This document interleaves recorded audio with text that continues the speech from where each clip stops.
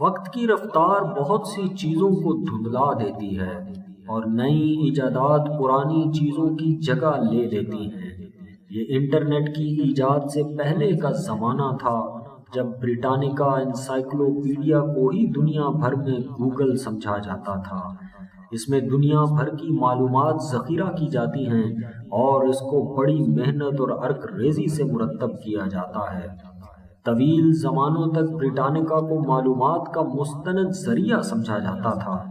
جن گھروں میں بریٹانیکا انسائکلوپیڈیا کی ضخیم جلدیں پائی جاتی تھیں ان کا علمی رعب پایا جاتا تھا۔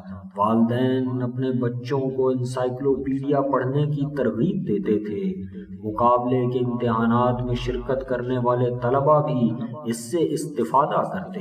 اخبارات کے دفاتر اور لائبریریوں میں یہ خاصے کی چیز ہوتی تھی، مگر اب وہ وقت گزر گیا اور بریٹانیکا انسائکلوپیڈیا کی گھن گھرج کو انٹرنیٹ اور گوگل نے ختم کر دیا۔ یہ نادر کتابیں اب فقط الماریوں کی زینت بن کر رہ گئی ہیں۔